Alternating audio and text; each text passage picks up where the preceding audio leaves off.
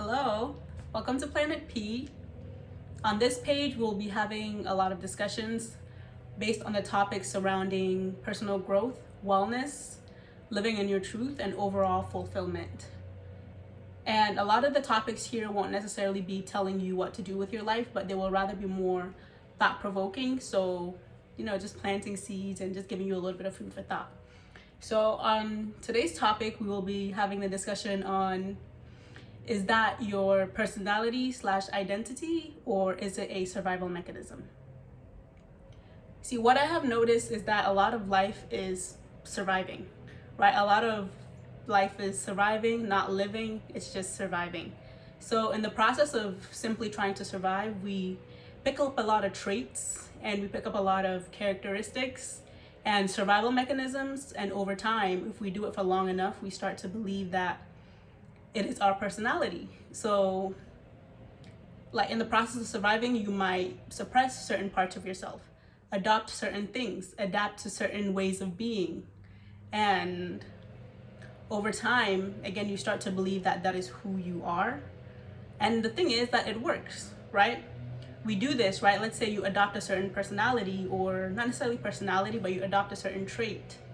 It helps you be involved. It helps you be accepted, admitted, or you suppress certain parts of yourself so that you will not be rejected.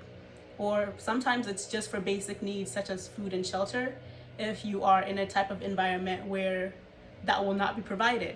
And as a primal human, like a primal human thing is to adapt, right? To a primal human, to be rejected out of a certain community, that can literally mean death. Sometimes that type of death is literally physically, right? Let's say back in the day when everybody lived in communities or smaller groups, if you weren't similar to everybody else in the community, that can leave you without food and shelter, which ultimately means death. So in modern day, sometimes we do it more, for the terms of just fitting in, and for basic human things such as, attention or love and being accepted and just feeling like the sense of belonging. Because to show up as your full self, or to show up fully, would mean that you will not be accepted in the community, you will be rejected, or you will be pushed out into the cold. So through this process, we tend to suppress a lot of things and hide certain parts of ourselves. And, again, once we do it for so long, we sometimes forget who it is we really are and what it is that makes up the core of our being. So again, this process of suppressing yourself or picking up certain survival mechanisms, it works, right? So it gets you the things that you need, whether it be food, shelter, attention, love, recognition, and such. It works until you are so far out of alignment with yourself that you begin to be at war with yourself.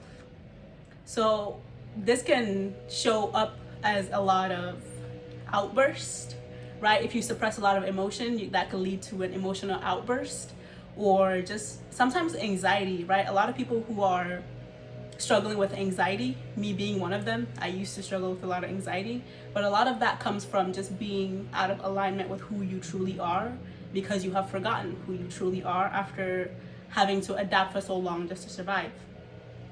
And again, the worst case scenario is like suppressed emotions, right? Let's say you suppress your emotions because it doesn't serve you in the environment that you are in. This can lead to diseases or, certain cancers and growths, because that emotion gets stored into your body, which can be really, really unhealthy. So again, that begs the question, right? If you have been suppressing some stuff for so long, is the person who you're showing up as, is that your identity, or is it a survival mechanism, or is it both, right? And once again, when you do this for so long, you start to be at war with yourself. This brings a lot of just internal turmoil, right? You see people who can't have peace within themselves. And again, I'm talking about myself here in the past, just like the lack of peace, just internal turmoil, kind of fighting with yourself. And again, once you suppress it for so long, this can lead to like an explosion, like an explosive reactions and emotions consistently. and this happens, or just, you know, constant anxiety, and, you know, nobody wants to live with this. So again, the question of today is that your personality, or is it a survival mechanism? And just from my personal experience, for the longest time, right now I just came out of my dark night of the soul, and I've been in it for about a year now, since like the beginning of 2020. And for the longest time, I had a lot of things about me that were survival mechanisms. A lot of it was positive traits, such as nurturing or people pleasing, or, you know, some of them more positive, right? Because it helped me to be accepted and to be given love, or to be not to be rejected. And again, some of these qualities include like allowing myself to be used by any and everybody. And again, this becomes a problem whenever, like, you know, I never really felt peace. There was just a consistent like fight within myself, and I took it out on everybody until like the beginning of 2020, when, you know, whenever you hide certain parts of yourself, they fight you, and they will fight you until they are released, because you cannot suppress, you can only release, right? So emotions, you cannot suppress emotions and it not negatively impact you. You can only release it. So from my personal experience, like at the point, it was just very frustrating. I was like, what is happening? I am trying my best. I am being as genuine as I can. I am, you know, pouring my all, blah, blah, blah, blah, blah. And, you know, the reason why things were happening that way is because I was out of alignment with myself.